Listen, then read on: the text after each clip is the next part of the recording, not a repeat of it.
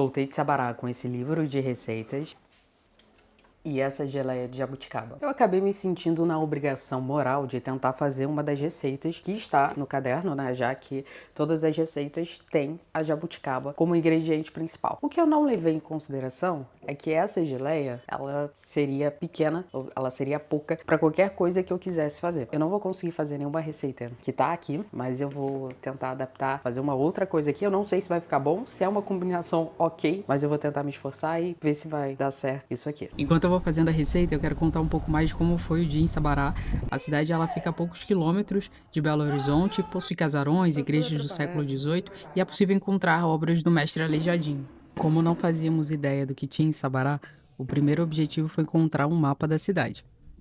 Foi um pouco difícil encontrar esse mapa e a gente acabou achando assim meio que no acaso.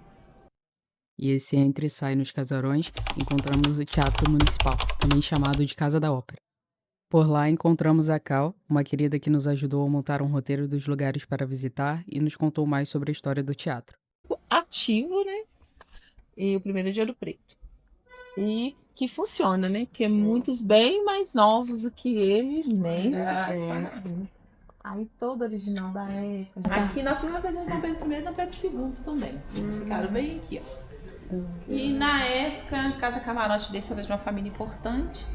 Esse segundo era os imperadores, imperatrizes, né? Os governantes, Sim, né?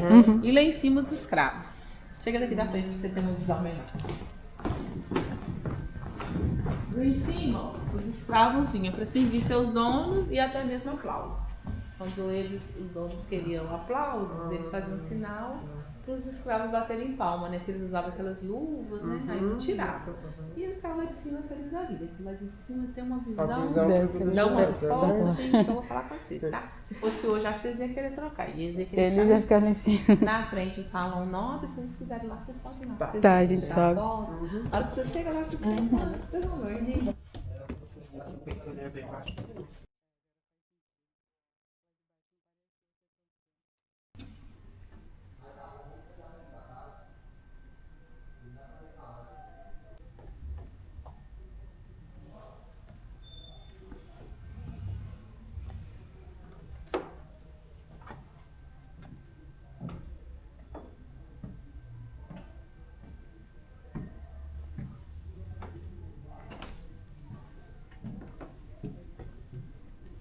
Sabará também é conhecida como a cidade da jabuticaba, o ouro preto da cidade, e todo ano no mês de novembro acontece o festival. Como a geleia é pouca, eu decidi fazer um manjar. Eu gosto de manjar, só que eu não gosto porque normalmente ele vai com cobertura de ameixa. Então é meio que um doce que eu gosto, mas eu nunca como porque sempre tem a cobertura de ameixa. Então eu decidi fazer esse manjar, só que aí eu, no final eu vou tacar a geleia de jabuticaba. Eu espero que fique uma combinação boa. Mas eu comprei algumas coisinhas e aí eu vou arrumar aqui pra gente começar essa receita.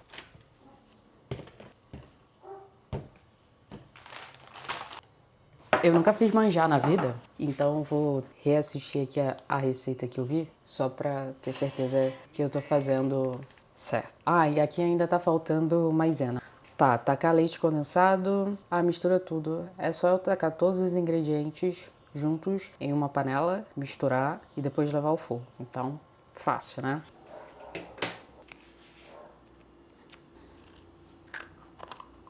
Um leite condensado.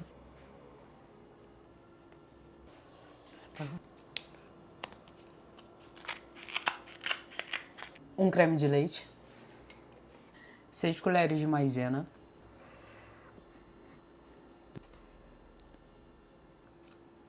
seis. Agora é o leite de coco, 200 ml de leite de coco, 100 gramas de coco ralado,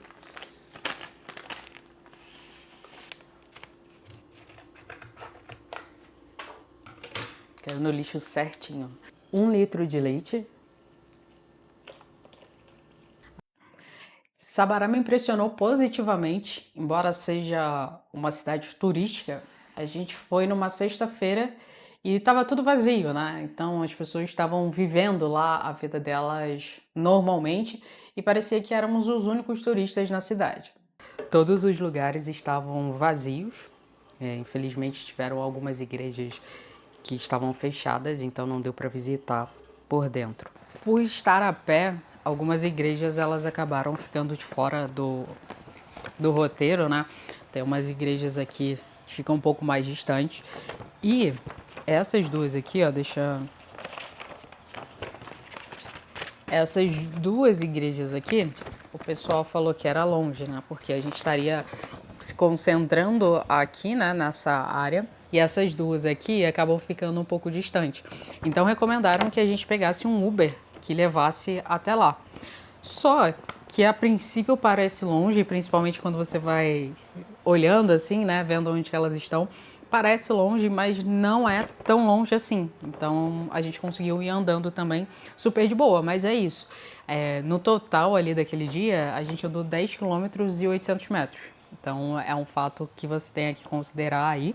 E eu gosto bastante de andar. Então, às vezes ali pode ser muito longe, mas pelo fato de eu não esquentar muito de estar andando, eu não senti isso. Mas uma coisa que é interessante falar também e que ajuda é que como a gente vai parando em vários lugares, acaba que esse trajeto aqui não é tão demorado, né? Esse trajeto aqui, ó, não é tão demorado. Então a gente saiu da do Carmo, daqui, e depois foi para essa.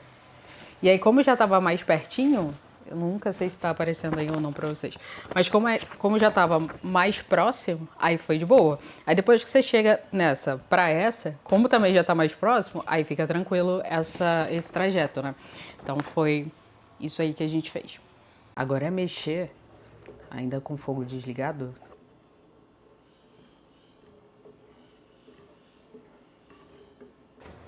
A nossa primeira parada foi bem aqui, na antiga casa de câmara e cadeia. Ela é de 1890 e na parte de cima tem uma biblioteca. Eu acabei não gravando ali, mas eu fiz essas duas fotos, porque se você subir ali na biblioteca, você tem uma vista para a igreja, deixa eu ver, a 19 aqui. Cadê? É a igreja de São Francisco. E aí você tem essa visão para a igreja de São Francisco que eu vou colocar aqui na tela, que foi a foto que eu fiz.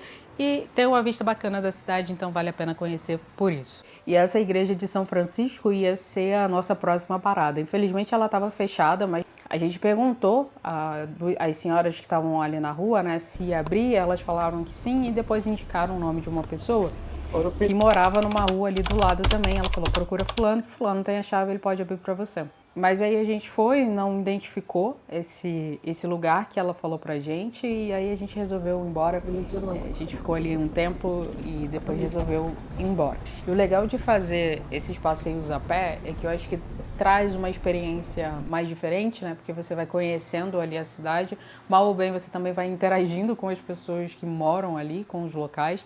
E eu acho que agrega, né? Mais a sua experiência é o que você está passando ali dentro. Então, durante o caminho, a gente vai encontrando vários outros pontos, assim, que são pontos que, inclusive, estão no mapa também. Então, tem vários chafariz, tem várias fontes, né, ao longo desse caminho. E aí a gente vai conhecendo isso também aos poucos e vendo, e entendendo um pouco mais de como a cidade funcionava.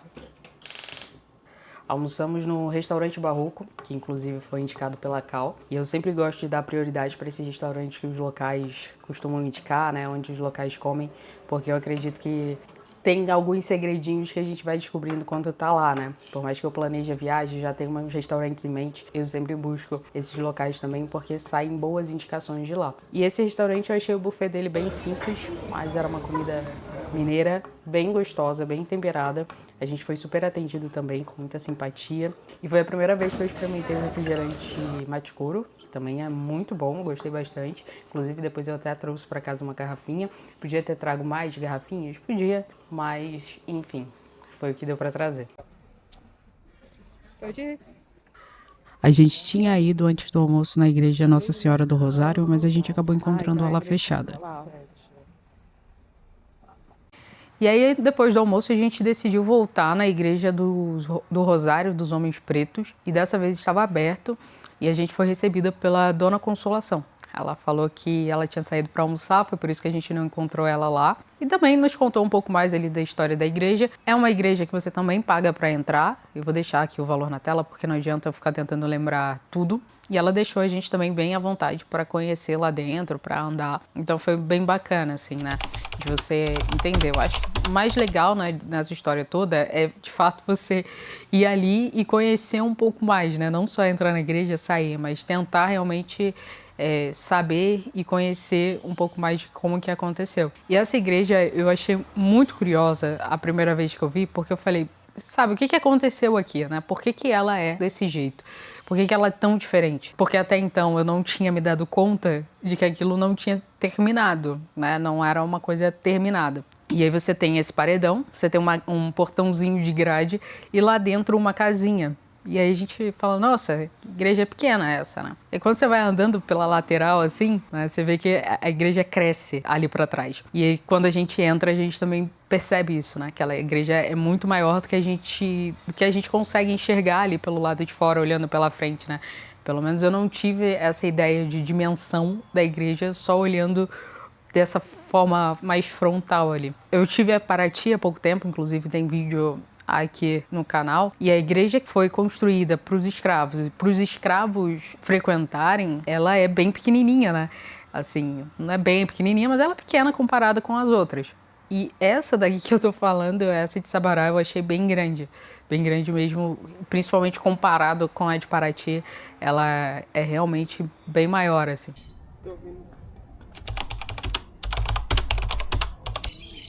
A gente encontrou a igreja Nossa Senhora das Mercês fechada. Tem até um bilhete ali bem pequenininho no cantinho da igreja informando que as chaves ficam numa casa à frente e que você pode chamar que eles vão lá abrir. A gente chamou, mas ninguém atendeu. Dali a gente foi para a igreja Nossa Senhora do Pilar. A gente não estava muito certo do caminho, assim, porque o mapa ali ele dá para a gente se confundir um pouco com as ruas, né, com os lugares. E aí até, vamos falar um pouco de mapa agora, que é uma coisa que eu gosto bastante. Mas eu gostei muito do mapa turístico de Sabará. Por quê? Ele traz, né, todos os lugares que você vai visitar, obviamente. Ele coloca aqui a legendinha do que é cada um dos elementos. E atrás tem um resumo da história, né? Pelo menos, se você não for com guia, que era o nosso caso, a gente não ficava meio que... tô passando por um chafariz e eu não faço a menor ideia do que seja. Tô passando por essa igreja e eu não faço a menor ideia da sua história. Então aqui já dá para você ter uma noção um pouco melhor e você imergir ali nesse contexto. Então, parabéns ao mapa de Sabará. E aí, nessa incerteza de caminho, principalmente porque a gente foi seguindo aqui um outro trajeto, a gente não sabia muito bem se a gente estava, como eu falei, no caminho certo. Nesse caminho a gente encontrou um senhor, que ele estava andando bem devagarinho, e a gente esperou ele chegar mais próximo da gente e perguntou, né, se a gente estava indo para o lugar certo, se era por ali e tudo mais. Ele falou, pode continuar. Aí a gente foi acompanhando ele, conversando e tudo mais. E aí quando chegou num lugar lá, ele falou, olha, eu vou seguir aqui reto, mas vocês virem e logo ali já vai estar a igreja. Aí foi isso meio que aconteceu. E aí a gente encontrou a igreja Nossa Senhora do Pilar. Depois a gente foi para a igreja do Carmo. E aí tinha um senhor sentado que nos recebeu. Aí a gente ficou conversando. Ele foi e deu as informações, né? A igreja, a entrada também não é gratuita.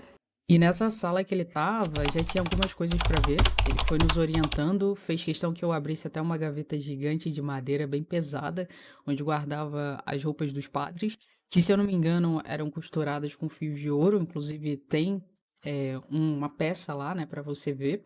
E também reforçou que tinha algumas obras do Aleijadinho no interior da igreja e que era para a gente dar uma olhada. Enquanto ele explicava, me veio na cabeça de fazer uma foto dele, mas eu acabei desencanando dessa ideia ali e segui para o interior da igreja. E assim que eu entro na igreja, tive uma sensação meio esquisita, sabe? Meio pesada. Então não sei explicar muito bem. É uma igreja onde as pessoas eram enterradas, então não sei se isso pesou um pouco mais nessa sensação de eu ver ali os números, né, marcados e tal. Depois a gente entra numa salinha e de novo ali eu fiquei mal, assim, de entrar e querer sair. Vamos, quando entrar aqui, vamos subir. Nossa, gente. Que medo. Tem que confiar no negócio de 200 anos atrás. E viva. E a engenharia e a arquitetura. Eu tô dando a vida aqui pra ficar aqui em cima.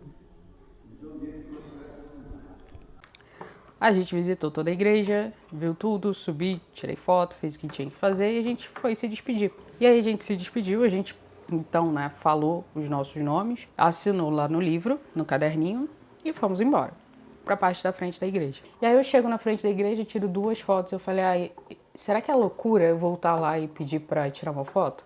Aí eu voltei, aí eu falei assim, seu Ari, posso fazer um convite pro senhor? Eu posso tirar uma foto sua ali fora, em frente à igreja? E ele falou, pode. E aí a gente chegou lá na frente, ele falou, aqui tá bom? E aí ficou meio que na quina da igreja, né? Onde a gente estava andando pela lateral e a gente ficou ali na quina da igreja. E eu fui e fiz a foto. Aí eu peguei o número dele, a gente se despediu mais uma vez e ali a gente conversou e ele acabou se emocionando, assim, e isso meio que mexeu comigo, sabe? Porque eu falei, cara, é uma coisa tão pequena, não diminuindo a fotografia, a importância da fotografia que eu acho que ela tem pra minha vida, mas eu acho que é um ato muito pequeno de você fazer e talvez mudar o dia completo daquela pessoa, né? E aí eu falei, olha, eu ainda vou andar um pouco por aqui, quando eu chegar em Belo Horizonte de volta, eu mando a foto pro senhor.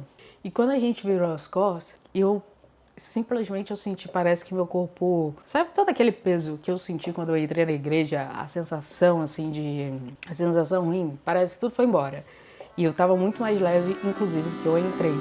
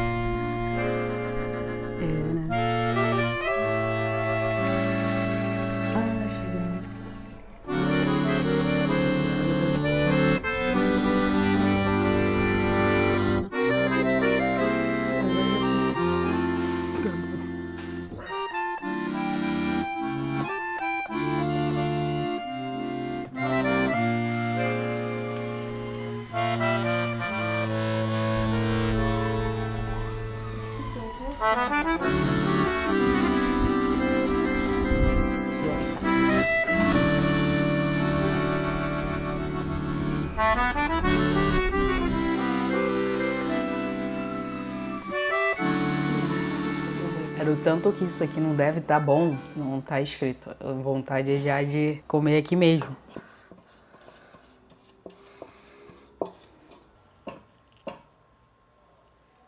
Vai, amigo, ajuda. Sem jeito aqui mandou lembrança, né? Porque tô zero intimidade aqui com o que eu tô fazendo agora. Vou experimentar. Experimentada. Gente. Nossa. Muito bom. E eu vou raspar essa panela. Ah, mas são 9 horas da manhã, você vai tampar no doce? Sim. Dá pra arrumar espaço no freezer. Meu... Ainda não deu 1 hora que o manjar tava no freezer, mas eu já decidi tirar e colocar na geladeira, né? Porque a gente quer um manjar, mas não congelado. Eu só quero acelerar o tempo que ele vai ficar pronto. Vamos para a parte mais tensa, que é ver se tá bom e desenformar ela. Aí, primeira tentativa, meu Deus. Bom, saiu. Eu acho que não deu muito bom, não. Ah, que não deu bom? Que desesperança é essa? Que mulher de pouca fé. Assim, tá torto. Aqui tá. Dá uma misturadinha nela.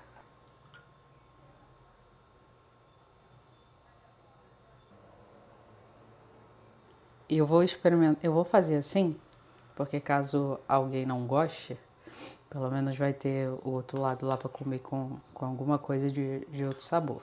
Mas a ideia é... a gente tá conseguindo passar pelos desafios, né? Vai ficar assim meio a meio, já expliquei o motivo. E agora a gente vai pro segundo desafio, que é partir. E vou colocar nos pratinhos. Firminho. E aí eu vou pegar aqui, ó. Segundo pedaço. Esse aqui acho que eu vou conseguir tirar. Ficou assim, ó. Ficou bonito. Agora é a minha vez de experimentar esse manjar com geleia de jabuticaba.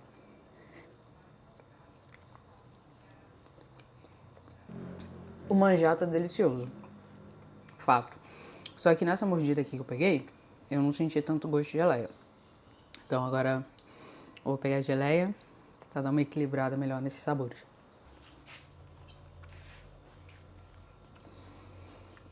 O manjar ele tá docinho, mas eu acho que ele rouba um pouco a cena ali da geleia.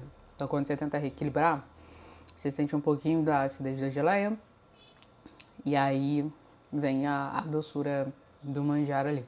Não sei se é a melhor combinação para se comer o manjar, mas ruim não é.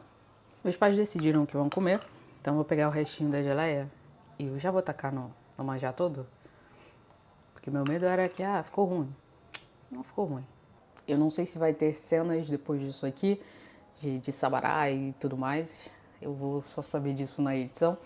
Mas de qualquer forma, muito obrigada por assistir esse vídeo até aqui. A gente se vê no próximo vlog e eu vou tirar aqui os próximos pedaços.